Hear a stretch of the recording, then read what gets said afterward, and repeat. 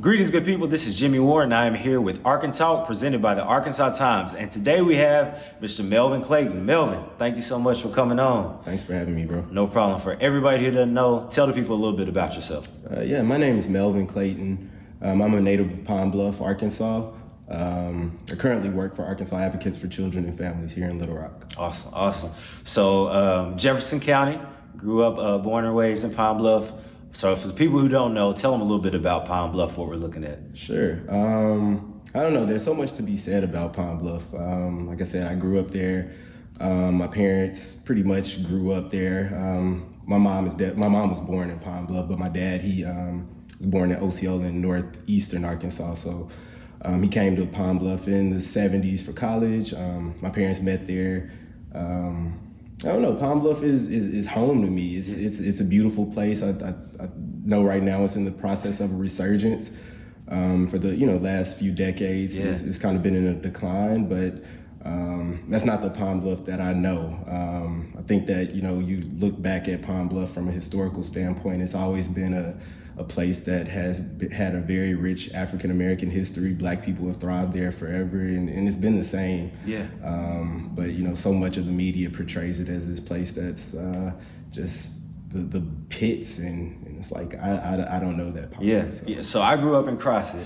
So coming to Pine Bluff for me was always like a big deal, and I'll tell you why. Number one was the Pines Mall.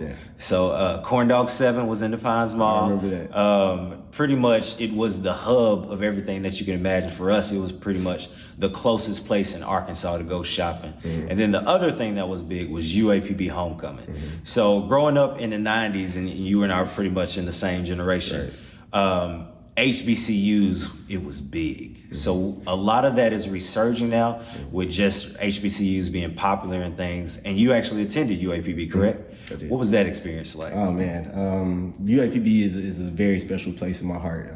I can't credit UAPB enough for all the things that it's done for my family. Like I said, both of my parents graduated from UAPB.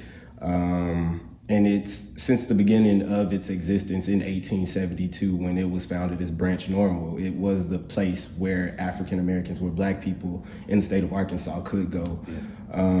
Even throughout the decades and through the centuries, it's almost 100. It's over 150 years old at this point. It's still a very important place for people of color.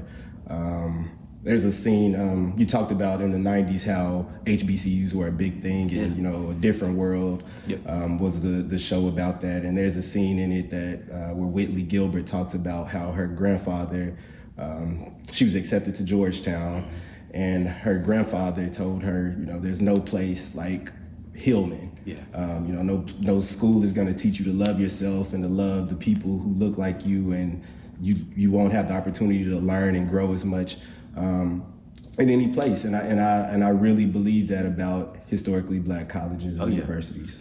And recently we kind of alluded to it. We saw Beyonce and the homecoming theme that was kind of an ode to the Black college experience.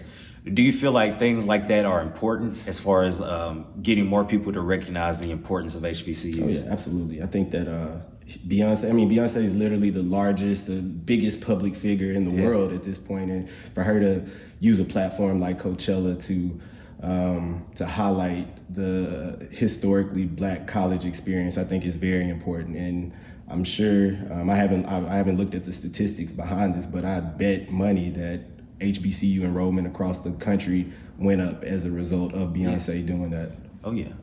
So after college, kind of tell us about your career path there.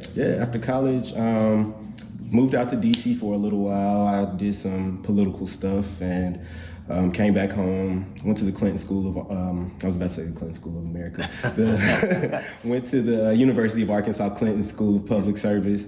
I remember got my master's in public service there. Awesome. Super unique program where everything is service based. So you're learning theory behind public service, but also you get the practical approach to that. So you're in communities and you're working with people, which is something that's very important to me.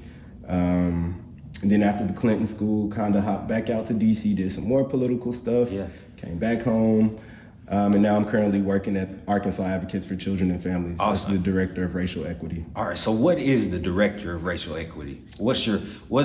Give us what's your goal as the Director of Racial Equity? So the Director of Racial Equity is actually, I say this quite often, my goal is for that position to not even be necessary. I think that until America and the world is a place where we don't need people who are directing racial equity, then it's not a truly just place.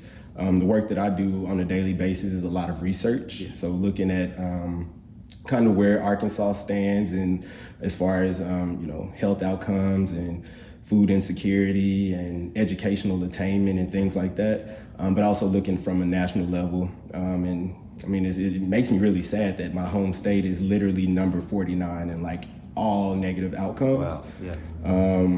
So yeah.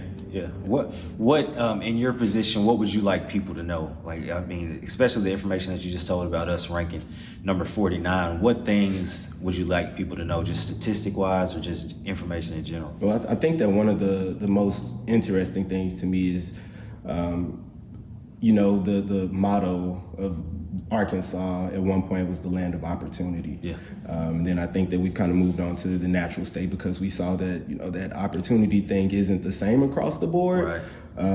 So that's a major thing. Even with these negative statistics of and negative health outcomes, communities of color are still overrepresented in all these negative outcomes. Yeah. So, there's whether that's access to education, food insecurity, things like that. Black and brown people, children are suffering at such a disproportionate level. Yeah.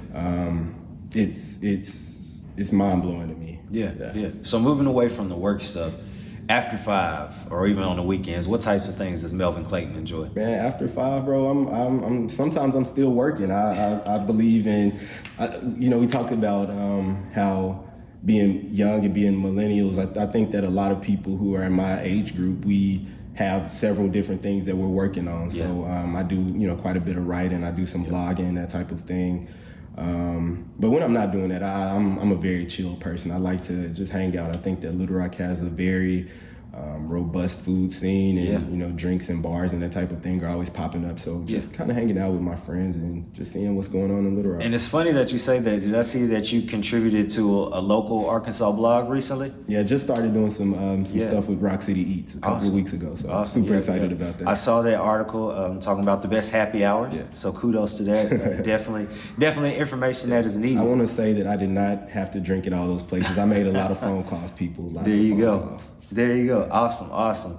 What about growing up? What did you find your hobbies? Did you play any sports or anything? Yeah, I did. When I was a kid, I played basketball, baseball, swam. Yeah. What about that's one we got to hang our hat on because statistically, African Americans do not swim, and even to the point are fearful of water. And how to swim, I think, is definitely impressive. But do you think that it's a need? Yeah, absolutely. And I actually wrote a piece for my job about this, and it was published on our website and our social media platforms on the last day of Black History Month. And the reason why I know how to swim is because of an instance in my dad's childhood when he was in the, I think, 6th grade. 4 of his friends drowned in a creek because the town of Osceola did not have a swimming pool that Black people could use. So they went swimming in the creek and ultimately they drowned. And a few years later, the town ended up building a swimming pool for Black people. And my dad, he learned how to swim, became a lifeguard. And it just affected him so much that he wanted to make sure that I knew how to swim and that, I had a swimming pool in my backyard and I became a lifeguard and that type of thing. So awesome. Definitely a big, important thing for Black people to know to swim. Yeah. So here's the last question, and it's one that we leave everyone with. 10 years from now, 20 years from now, what do you want the Melvin Clayton legacy to be? Ooh, that's a great question. In the future, I like my legacy to be somebody that has a track record of helping people. I believe that because I've been so fortunate through nothing that I've done on my own. This is through, my parents and ancestors and people who came before me who sacrificed and made a way for me that I have to do the same for other people, and I want people to see that as well. So, yeah, dope. Well, Melvin, we greatly appreciate you. Anytime you want to come back, you always have an open seat. Ladies and gentlemen, Mr. Melvin Clayton, if you look on the blog, we'll have links to all the articles that he's written as well as his social media handles, and we'll see you next week. Thanks, man. Oh, yeah, no problem.